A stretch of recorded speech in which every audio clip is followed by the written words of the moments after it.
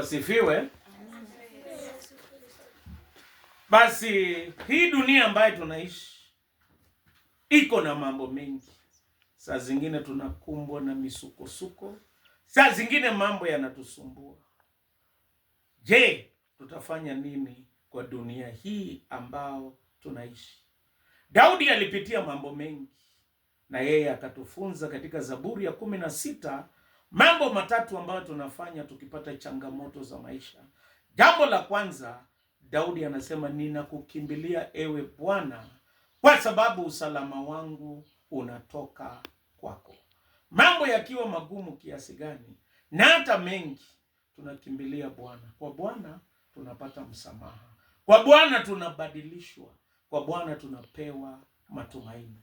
Kila siku kimbilia Bwana kwa kuomba, kwa kusoma Biblia na pia kwa kutafuta uso wake. Jambo la pili, hatukimbilii Bwana peke yake. Kitu cha pili, tumutazame Bwana. Katika hiyo Zaburi ya 16 na mstari wa 8 anasema tazama Bwana. Kwa nini tunatazama Bwana? Ni kwa sababu Bwana peke yake ndiye ana neema, ana rehema, ana nguvu, anakutana na mahitaji ya watu. Petro alipotembea juu ya maji alikuwa anaendelea vizuri alipomtazama Bwana, lakini alipotazama na kugeuka na kuona mawimbi akaanza kuzama. Ninaomba kwa siku zote, tazama Bwana na mtazama. Mkimtazama Bwana, kwake kuna yote ndani ya yote. Na jambo la mwisho, simama imara kwa uwepo wa Bwana. Mungu atawapigania na kuwashindania. Kwa mambo yote ambayo mnapitia, tuzidi kumkimbilia Bwana. Kitu cha pili, tumtazame yeye.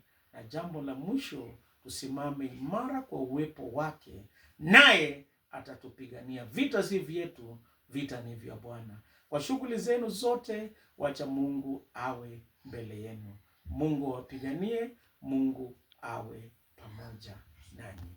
Na tuombe. Baba mwenyezi na mwenye rehema, kubali kusikia maombi yetu. Bariki Bwana Mungu, naomba mzee wa nyumba hii pamoja na mama. Bariki na watoto na wajukuu, hata wale ambao wanafanya mtihani mwaka huu, candidates.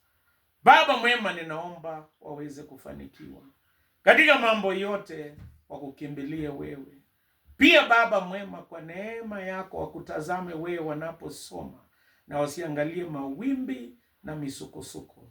Pia Baba mwema, ninaomba katika jina la Yesu Kristo ya kwamba wasimame imara kwa uwepo wako, uwapiganie na kuwapa ushindi. Kutana na haja za mioyo ya kila mmoja wao, kwa jina la Mungu Baba, Mwana na Roho Mtakatifu. Amen.